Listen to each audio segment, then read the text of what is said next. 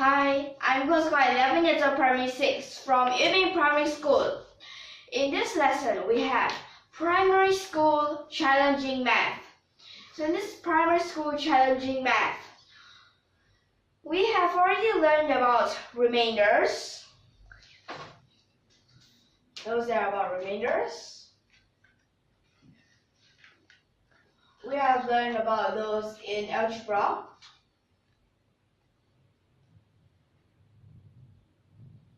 We also have learned about those in arithmetic.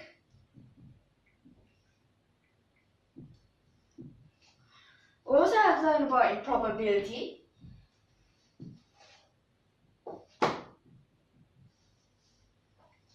And also geometry.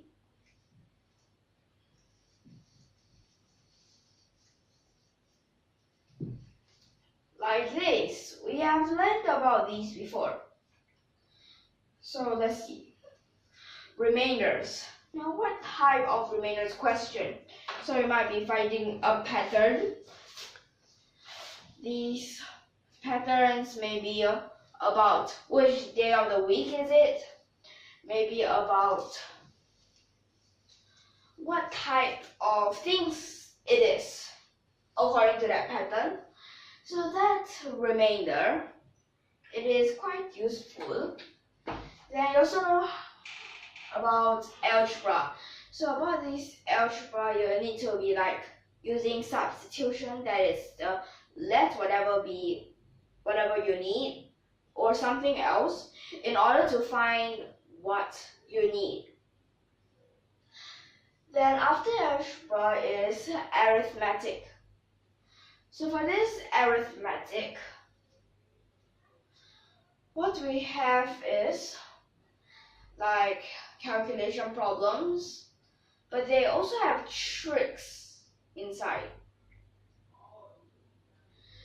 So for these arithmetic, you sometimes also can use about substitution.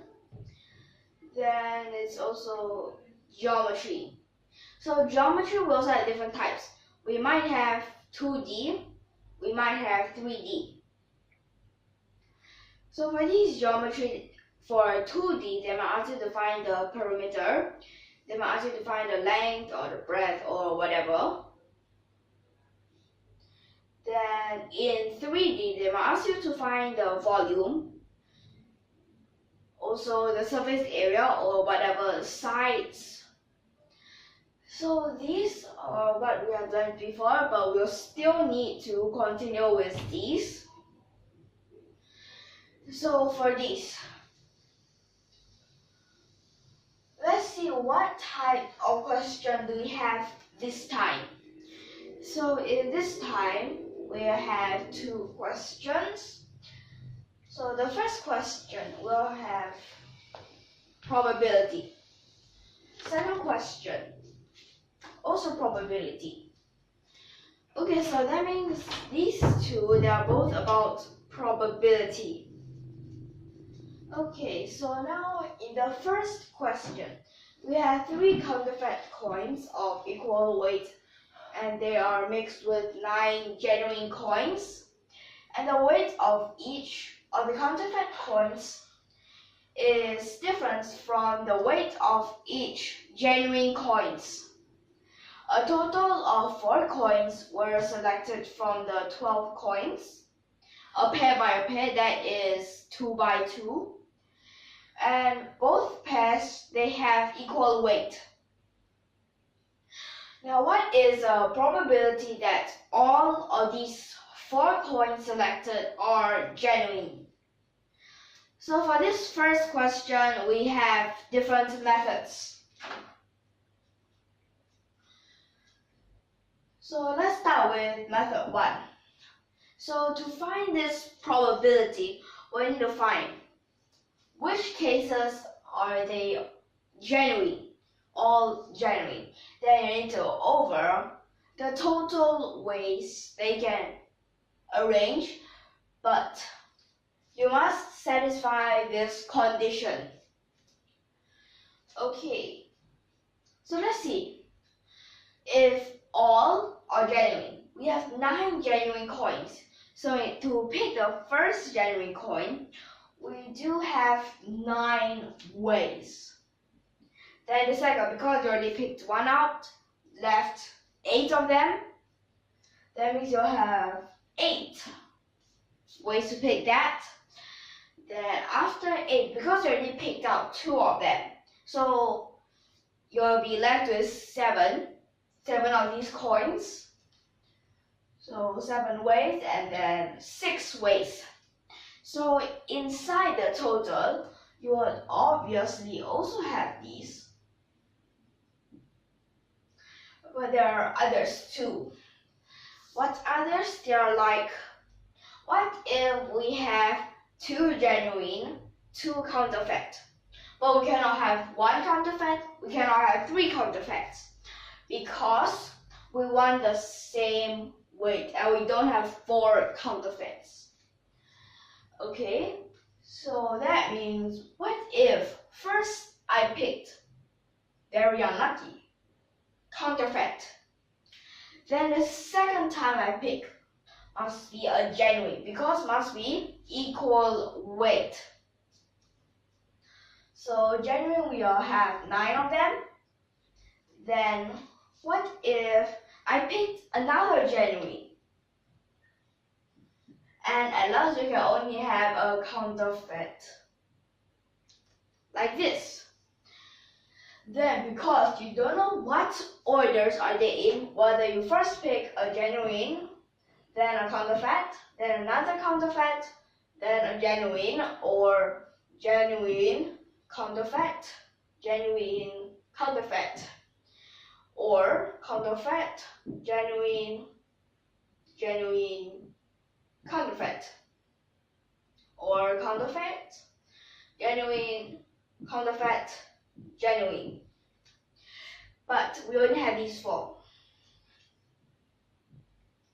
Then you might just ask, what about the other 2? What if it is first 2 genuines, then 2 counterfeits, or 2 counterfeits, then 2 genuines? Well, these 2, they are out. Because we need to see if you split them. Because split into 2 times to take, you need to see we must have 1 genuine and 1 counterfeit in each pair. This have 2 genuine and 2 counterfeit on the other side. So cannot, because counterfeit and genuine, they all have different weight. But counterfeit and counterfeit are the same, genuine and genuine are the same. So that is why we only have these 4. So that means here is 2 times of 4. Okay, then next, we'll need to calculate this whole thing out. But with that 9 and 8, it makes it quite hard. So let's see, we have a 9 and an 8 here, a 9 and an 8, 9 and an 8. So maybe you could just simplify that. So that means I have sum times 6 over sum times 6 plus 3 times 2 times 4. Another 6 can simplify. So that means it become a 7 over 7 plus 4. That means it will become a 7 over 11. So this is the answer.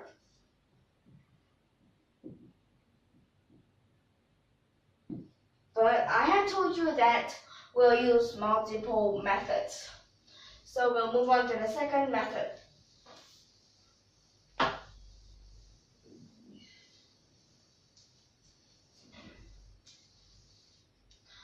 Okay, so for this second method, we'll have to see. Now we'll have to use those combinations.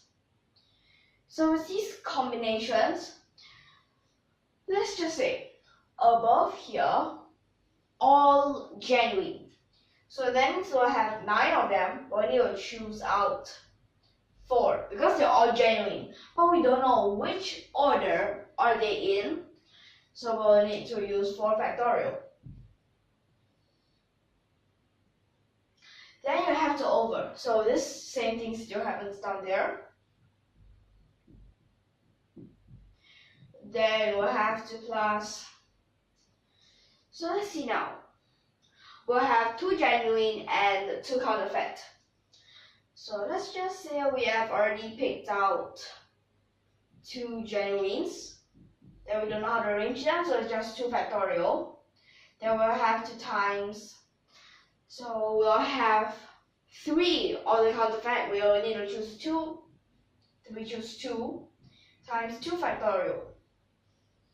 Then next, because we also don't know what order are they in, and just now what I wrote down here, we'll have 4 orders in total. So now this part you really need to calculate that out, but you can also don't need it if you already have the method 1, because you realize 9 choose 4, that is 9 times 8 times 7 times 6 over 1 times 2 times 3 times 4, then times 4 factorial. 4 factorial is a 1 times 2 times 3 times 4. You realize those denominators, the denominator and this part can cancel out, so it becomes like this, and this part is same. So this over a 2 times 1 times a 2 times 1, simplify. These also, so that means it's still 7 over 11. Now these 2 methods are still quite simple, but let's see. Our third method would be a little bit different. So for this third method, you straight away find out their probability. So when straight away find it out, what do I mean by that? It means, so for if it is all genuine, then you have 9 over 12 plus, this is the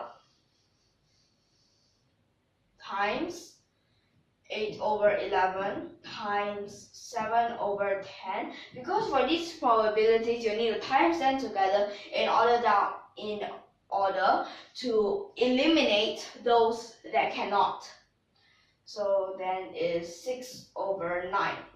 Okay, then now you can start simplifying things. Like 9 and 9 can cancel. 12 and 6, you can simplify that into a 2. Then 2 and 8, then you can simplify into a 4. Then here's a 2, here's a 5. So that means you have a 14 over 55. Then next, you have a 14 over 55. You need to find the total now. So that means for the over 55, you need to plus. So let's see. We need to see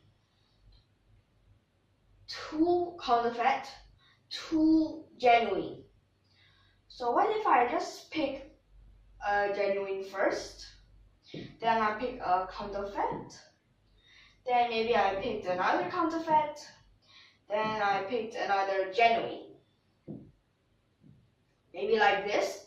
So just simplify them out.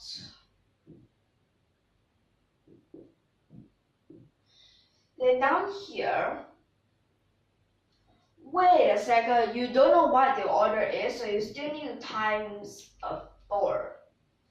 And wait a second. Here is 3 over 11, then is a 2 over 10, then is an 8 over 9. Yeah, that's more like it.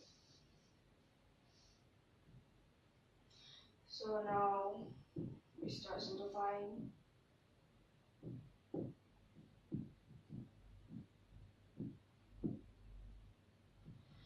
Okay, so that means in the numerator we'll have an 8 plus a 14, that is a 22.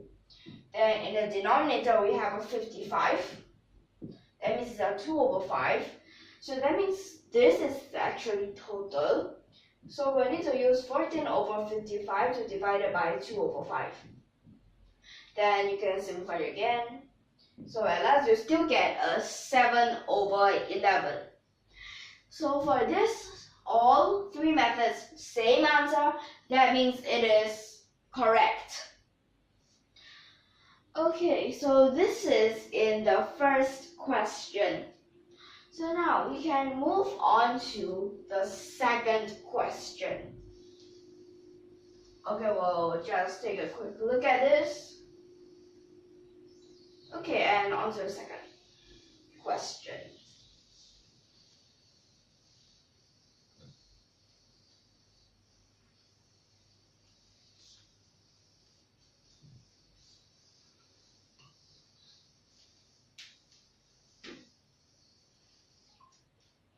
Okay, so let's see. For this second question, it's also about probability, as you see that word there.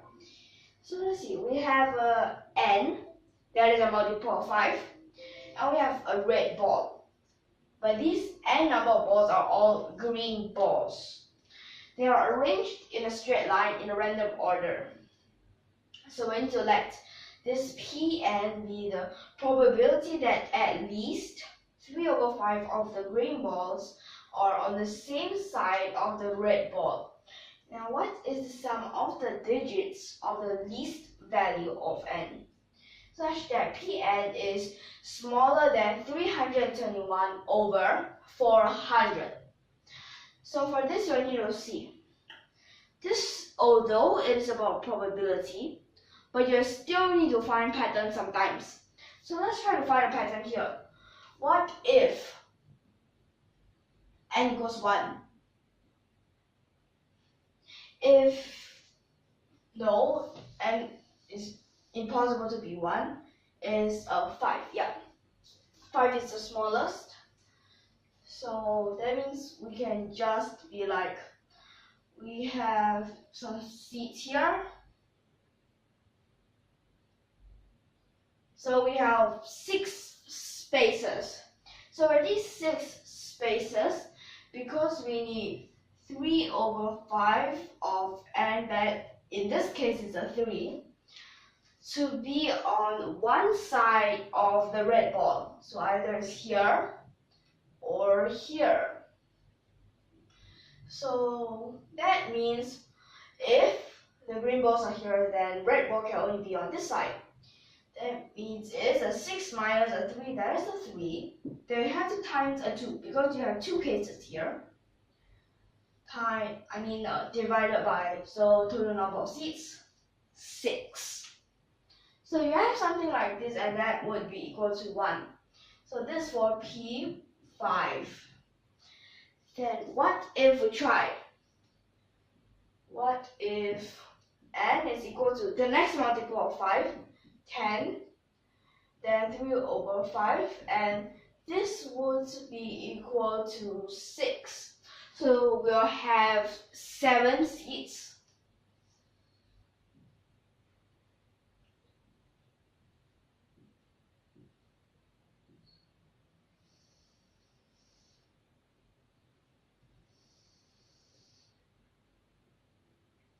Okay, here is 7 seats. So we'll need 6. Okay, yeah, we'll need 6 of them. Oh wait, we need 11.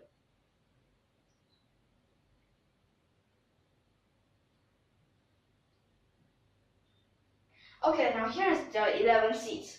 So we need 6 of them. 1, 2, 3, 4, 5, 6. So either it's here or the other way here, like this. So that means P10, this would be equal to, so the red ball can only be either on this side or either on this side. We'll have 5, then I have to times 2, then over 11. So that means this would become a 10/11. Then maybe let's try one more case, because for these kind of questions, sometimes you really need to case work. And then you can find a pattern. So this 3/5n will be equal to 9, that means we need 16 seats.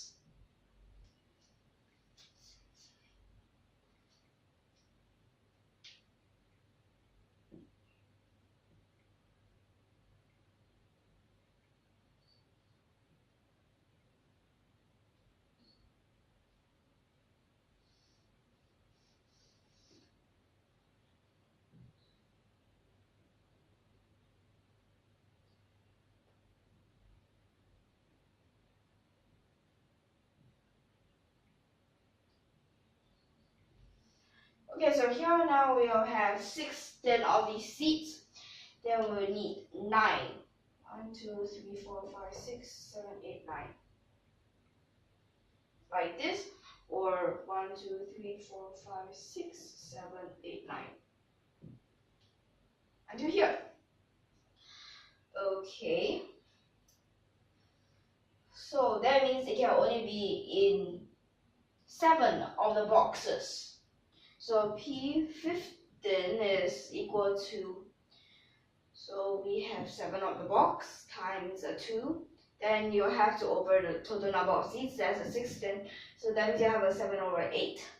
So when you just follow this pattern, you'll realize this part, you have n minus 1 minus 3 over 5n. So let's write down this pattern. Pn, this would be n minus 1. Wait, it's an n plus 1 because it's the total number of seats. Then you have to minus those that must be taken by the green balls. So taken by the green balls, it should be 3 over 5n. Then times the 2 over, so this is 2 over the total number of them. That means you'll have a 2 over 5n. But because there's another 2 that times, so that means you'll have a 4. Then you have 2 plus a 2, then over an n plus 1. So this must be smaller than 3, 2, 1, then over 400. So now we'll need to multiply. And meanwhile, you'll simplify. But this sign also still needs to be here. Then like this. So when you move this, it becomes a minus. Then you have an n. But this is because this is bigger, so this is still bigger. Then you move, that becomes a 4. So let me see here, 7, 9. Okay, so that means n must be bigger or equals to 480. What is the answer 480? No, it wants the sum of the digits. So sum of the digits, that's a 4 plus 8 plus 0, that is a 12. So your answer should be a 12. Like this. So these questions, although they might seem very long, but actually if you really understand it, it might just become out quite simple. Okay, so in this lesson, we can end it here. So we'll see you in the next lesson. I hope you can understand these. Okay, so if you like our videos, don't forget to subscribe to our channel. And this is Primary School Challenging Math about probability. Okay, so goodbye and thank you for your watching.